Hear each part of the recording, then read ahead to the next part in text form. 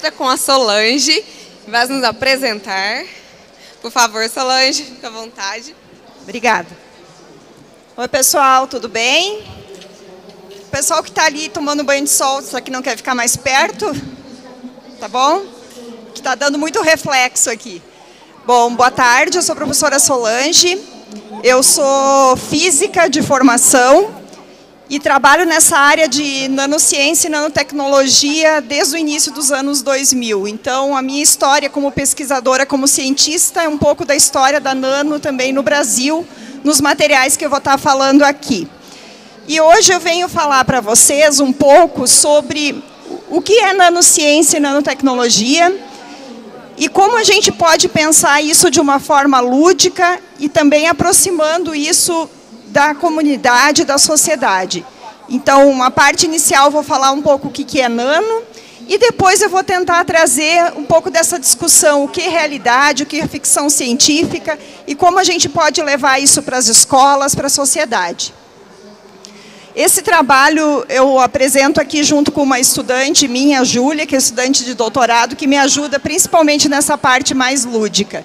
E no final também eu quero discutir um pouquinho com vocês sobre o que vocês acham que essa área de nano pode impactar na nossa vida. Bom, o que é macro, micro e nano? Então, quando a gente começa a falar de nano, a primeira coisa que vem à nossa cabeça é o nanico, o pequeno, o anão. E realmente, a palavra nano deriva desse termo. O nano vem de nanós, de anão, e é um termo que significa algo muito, muito pequeno ou invisível ao nosso olho. Aqui, por exemplo, eu trago 3 exemplos sobre a nano, sobre escala. Eu posso estar na escala macro, que é a escala que eu vivo, que eu me relaciono, que eu consigo interagir sem nenhum outro equipamento adicional. Então, eu consigo me deslocar, eu consigo caminhar, eu consigo ver a olho nu. Eu posso ter o que a gente chama de escala micro. A escala micro é uma escala, no mínimo, 1000 vezes menor do que a escala que a gente vive. E um exemplo muito clássico aqui é as células do nosso corpo, as células que a gente tem em organismos vegetais. A própria microeletrônica, quando surgiu, estava situada nessa escala. Então, é uma escala que eu consigo interagir ainda, mas com o apoio de alguns equipamentos, como o microscópio, por exemplo, o microscópio óptico. Numa aula de biologia, por exemplo, eu posso usar um microscópio lá no laboratório de biologia e ver o que está acontecendo naquela escala biológica. Quando eu vou para a escala nano, o problema é bem mais embaixo. Eu trabalho agora com uma escala que é a tal escala 10 na menos 9 do metro. Depois eu vou mostrar para vocês o quão pequena é essa escala. E nessa escala nanométrica, a gente teve um exemplo do problema que a escala nano pode dar, que é o vírus. O coronavírus, que acarretou todo esse problema mundial, ele é um vírus da escala de alguns nanômetros. Qual era o grande problema que a gente teve com o coronavírus? Era invisível, a gente não conhecia as propriedades dele quando interagia com outros meios. Então, quando eu falo em nano, eu estou falando em algo muito pequeno, invisível, que pode ser muito bom, trazer muitas coisas boas que eu vou mostrar, mas também pode trazer vários riscos e problemas, como o caso de um vírus que pode escapar do nosso controle, como foi o coronavírus. Quando eu falo de macro, micro e nano, então eu estou falando de macro, da escala do grande, da interação. Quando eu falo de micro, a escala que eu consigo manipular os materiais usando uma microscopia óptica. E quando eu falo de nano, eu estou falando de coisas muito, muito pequenas e que mudam muito as suas propriedades nessa escala. E aí vocês podem me perguntar, mas se vírus é nano, se nós somos bilhões de nanopartículas, por que só agora se fala em nano? Por que é tão recente essa palavra nanotecnologia, a nanociência, E por que ela diz que vai mudar, inclusive, a forma como a gente vive, como a gente vai viver nos próximos anos? Alguém tem algum palpite aí? Do porquê que só agora se fala em nano? Não se falava 100 anos atrás, 50 anos atrás? Porque só agora a gente consegue manipular e ver o que acontece, entre aspas, nessa escala nanométrica. Então, quando, a partir dos anos 80, surgiram os primeiros microscópios eletrônicos que conseguem enxergar, estou falando entre aspas porque a palavra não é bem essa, eu consigo interagir com átomos, moléculas, nanoestruturas, quando eu crio equipamentos que é possível eu modificar estruturas moleculares, eu começo a tornar possível a chamada nanotecnologia. Então, os primeiros termos de nanotecnologia vêm dos anos 80, e a partir deles, a gente começa a pensar nessa ciência e nessa tecnologia com aplicação. E hoje ela já tem um potencial de aplicação muito grande. Todos vocês aí estão usando nanotecnologia, todos que estão com celular na mão, smartphone, já tem transistores menos de 50 nanômetros, senão vocês não estavam com eles aí utilizando para essas multifunções, graças à redução cada vez maior dos materiais nessas escalas e o aumento da funcionalidade. Então, quando a gente fala em nano, está falando disso. É o meu que está dando esse... É aqui? Ah, tá. Quando eu falo em nano, eu estou falando de partículas muito pequenas, desde nanopartículas produzidas em laboratórios, vírus, proteínas, nanotubos, DNA. O DNA, os pedaços de DNA, eles são da ordem de menos de 1 nanômetro. Ah, é lá mesmo. E quando a gente fala desse mundo, olha o quanto ele é pequeno. 1 nanômetro é 1 bilionésimo do metro. Como se eu pegasse 1 metro e dividisse em 1 bilhão de partes. 1 bilionésimo do metro. Se eu pensar nessa escala que a gente fez como um modelo, o nosso tamanho em relação à Terra é 10 milhões de vezes menor. Uma molécula, tudo que é nano é do tamanho de pequenas moléculas, a molécula é 10 milhões de vezes menor que o nosso tamanho, de um adolescente. Ou seja, eu estou falando de algo muito, muito, muito pequeno. Mas e aí? O porquê que mudar do grande para o pequeno é tão importante? É tão importante porque quando eu diminuo o tamanho dos materiais, mudam as propriedades. E aí que está o famoso pulo do gato, como a gente chama na ciência. O que acontece quando eu passo de um material grande, macro, para um material muito pequeno, nanométrico? E aí vem o que a gente já utiliza hoje como propriedades. Um exemplo muito simples. Se alguém já foi para a Europa, visitou ou viu alguma foto dos vitrais das catedrais que tem na Europa, catedrais que têm vitrais já de alguns séculos. Aquelas cores que tem nos vitrais é nanotecnologia. De alguma forma, os artesãos, quem produzia aquele vidro, aquele material, estava misturando nanopartículas, ou seja, estava quebrando materiais como cobre, ouro, prata, moendo em pedacinhos extremamente pequenos, que quando eles chegavam na escala nano, eles mudavam de cor. Essa é uma propriedade que, de forma artesanal, eles sabiam que acontecia, mas a gente só conseguiu entender isso há poucos anos. Que um material, quando ele diminui o tamanho, ele muda essas propriedades. Por exemplo, ele muda de cor. Então, o ouro, que é dourado na escala macro, se eu começo a quebrar ele em pedacinhos cada vez menores, ele chega ao vermelho, e a menor partícula de ouro, ela é azul. Então, eu vou mudando de cor de acordo com o tamanho do material. Então, isso que é a nanociência, estudar os materiais e entender essas propriedades, que não acontecem em nenhum outro lugar, a não ser quando ela se torna muito pequena. E a nanotecnologia, cortou uma parte aqui, ela é nada mais do que selecionar o que eu fiz de ciência que dá certo, que tem funcionalidade, eu aplico isso para uma função tecnológica. É isso que se faz no transistor do nosso smartphone, é isso que se usa para as tintas que são usadas hoje em prédios anti-pichação, é isso que se usa, por exemplo, em materiais que se coloca em carros para ficar mais durável, para ficar hidrofóbico e assim por diante. Essa é o que a gente já chama de nanotecnologia incremental, que está na nossa vida e muitas vezes a gente nem sabe.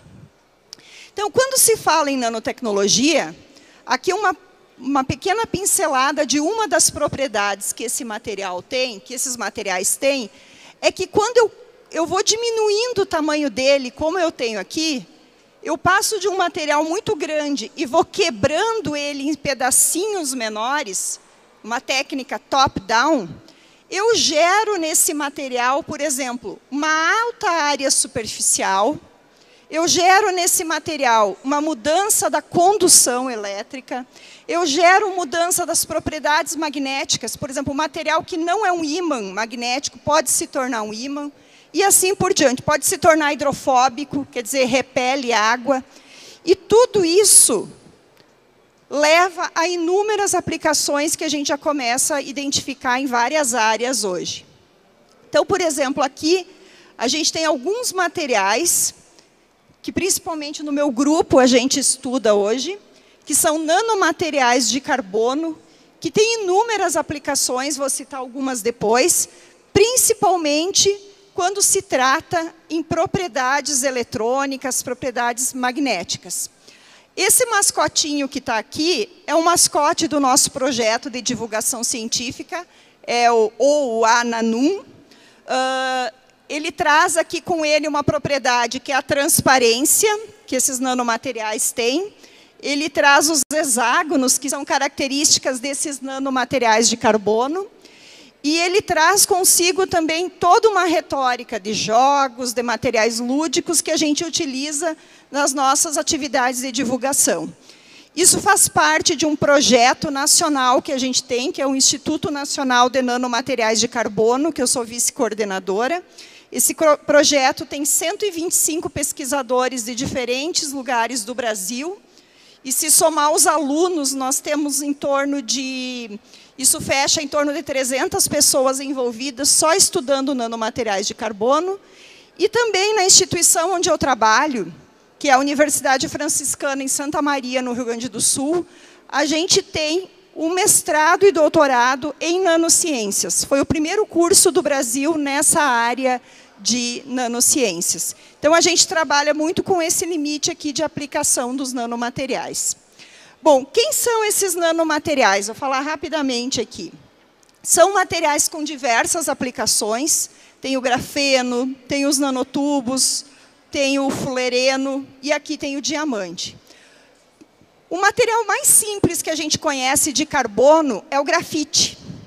Todos nós usamos grafite para riscar. Tem um material que também a gente adora, principalmente as mulheres, que é o diamante.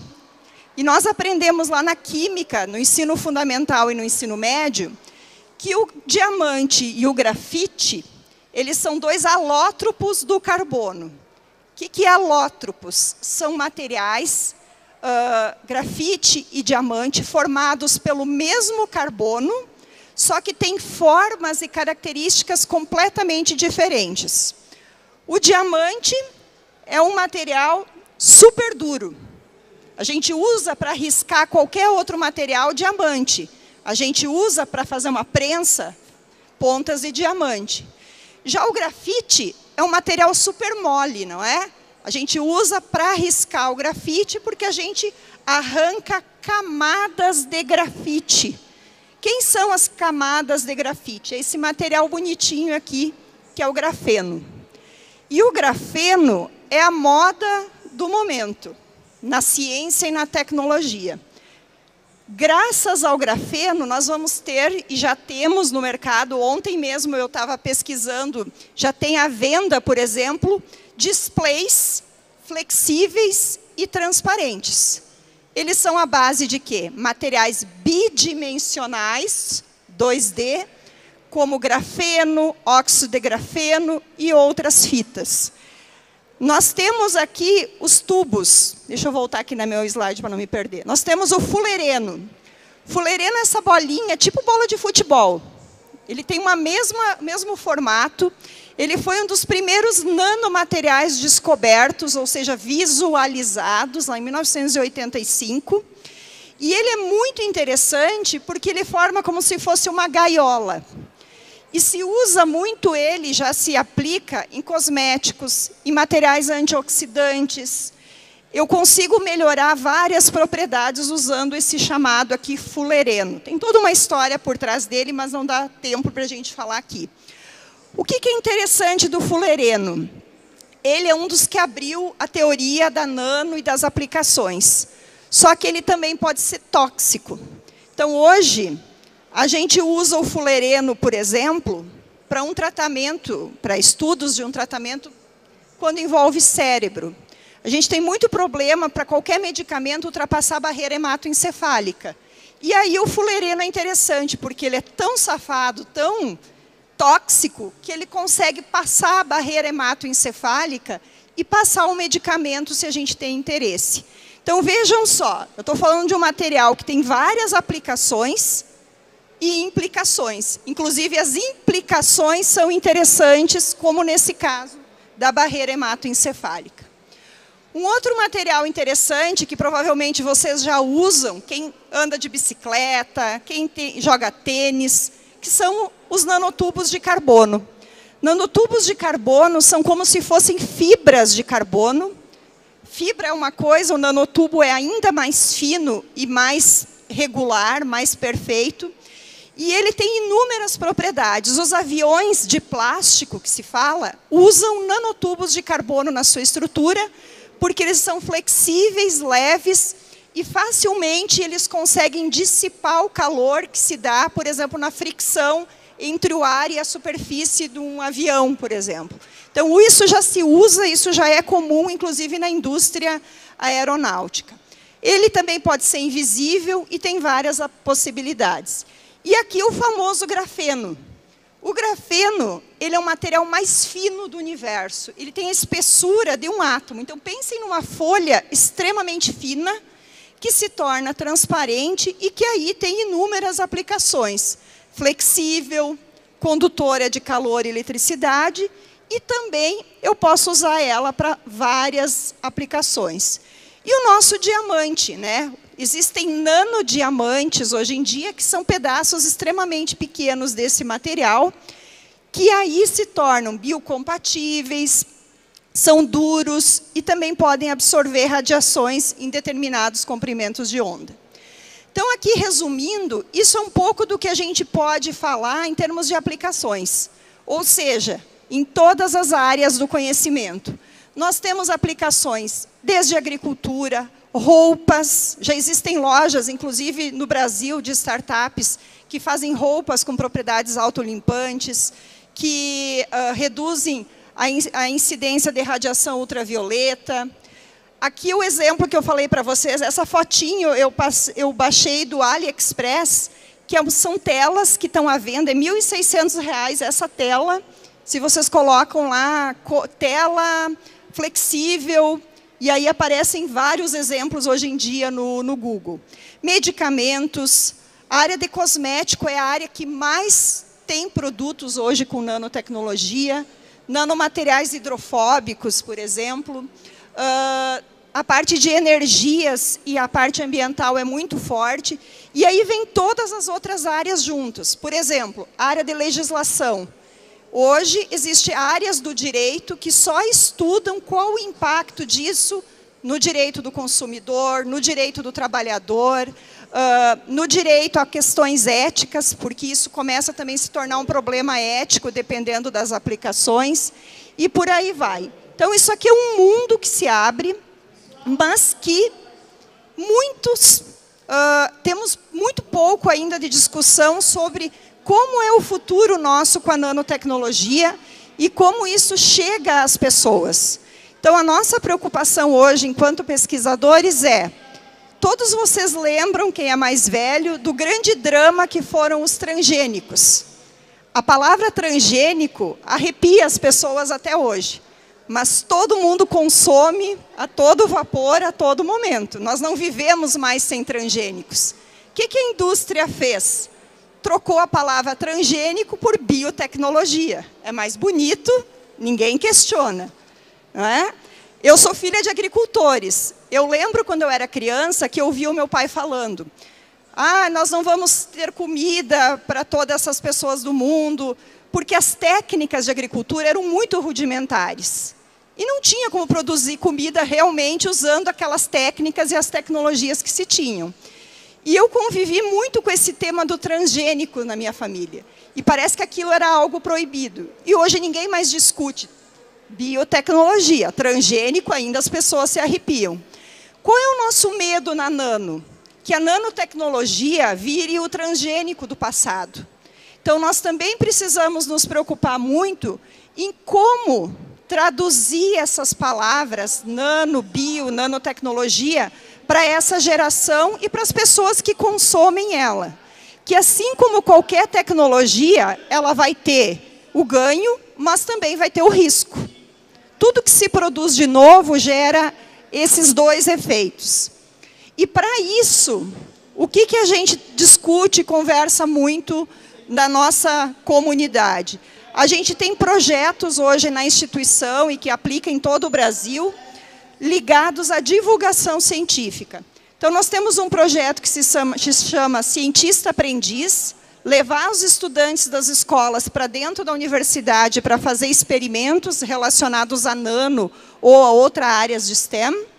Temos um projeto chamado Admirável Mundo Nano, que o nosso mascotinho aqui é o Nanum.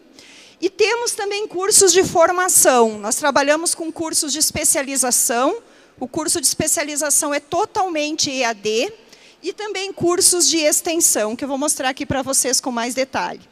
Esse nosso projeto Cientista Aprendiz, a gente já tem em torno de 8 anos. Esse vídeo foi quando a gente fez 6 anos.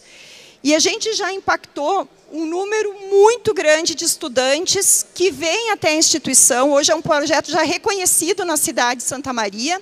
E as escolas nos ligam e perguntam: esse ano vai ter cientista aprendiz? Porque os alunos querem vir e querem interagir. Então, a gente faz desde atividades mão na massa, palestras. Aqui a professora Márcia Barbosa, até que estava palestrando lá no outro palco antes sobre o tema.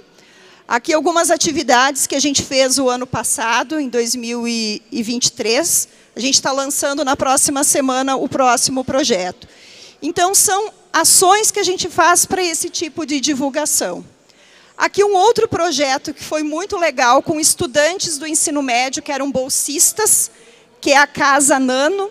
Elas tiveram a ideia de comprar uma casinha de montar, essas de MDF que vendem na internet, e geraram QR Codes em vários espaços da casa, dizendo onde nós podemos ou ter ou teremos nanotecnologia.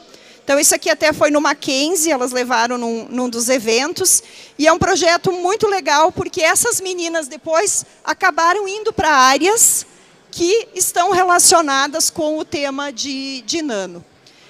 Esse aqui é uma das nossas redes sociais, cortou lá, mas é o Admirável Mundo Nano. A gente tem aqui produção também feita por alunos da educação básica na área de nano, e textos muito simples, muito fáceis para a sociedade em geral. Aqui são as especializações e o curso. Aqui, a gente está até semana que vem com as inscrições abertas para a especialização em ensino de nano. Nesse ano, essa edição vai ter só 6 meses de duração. Então, as aulas começam agora, já iniciaram para quem já entrou na turma, mas até início de abril a gente está inserindo ainda alunos. E em outubro já o aluno finaliza. São módulos todos produzidos por nós, são conteúdos autorais dos professores, que realmente é um diferencial que a gente tem nesse curso, é todo nosso, todo ligado ao INCT. E também, no final, o aluno tem que fazer um produto educacional. Produto educacional é uma proposta que pode ser desde um site, um material de divulgação, um artigo, uma aula para algum aluno que tenha interesse na área de nano. Então, a gente já teve materiais belíssimos, tivemos alunos de todo o Brasil, por sinal, a grande maioria é de fora do Rio Grande do Sul. E, em breve, eu estou finalizando a revisão, a gente está lançando um livro também, principalmente para alunos de graduação, professores da educação básica, que se chama O Admirável Mundo Nanométrico. Então, numa linguagem também bem acessível, trazendo conteúdos de nanociência, nanotecnologia e aplicações. Então, esse é o material que a gente está finalizando as últimas revisões na editora. Bom, aqui é um pouco do meu grupo, cortaram alguns, mas nós temos vários alunos de graduação, mestrado, doutorado, envolvidos em todos esses projetos. E aqui tem o meu contato aqui do Instagram, da Júlia, também, que é minha aluna que me ajuda. Os nossos grandes patrocinadores, que é o INCT, o nosso PPG, a nossa instituição. E aqui é o Nanum. Espero que vocês possam nos seguir. A gente tem muitas atividades que são realizadas em diferentes partes do Brasil hoje. A gente tem uma parceria aqui também com o pessoal aqui da STEM for Girls, né? A Aline está aqui conosco. E, no momento, eu estou envolvida num edital do CNPq para criar uma rede nacional de mulheres na nanociência. Esse é um tema que tem atraído muito a atenção também do nosso grupo. Tem um edital de uma rede para mulheres na ciência e o nosso tema vai ser justamente esse, mulheres na nanociência. Então, quem tiver interesse também em participar, a gente está montando a equipe e vai ser um projeto muito legal. A gente já está com quase 40 pesquisadoras de todo o Brasil nessa rede ali, pela questão de mulheres, pela questão da inserção na área de nano. Eu tenho uns brindezinhos aqui para quem fizer pergunta. E também quero convidar que às 5h30 a gente vai estar com uma atividade ali na Olimpíada de Ciências Nucleares, que eu também vou estar apresentando um outro tema ali para vocês. Tá bom? Obrigada. Se alguém tiver pergunta, acho que a gente tem uns minutinhos ainda. E aí ganha um brindezinho da Olimpíada.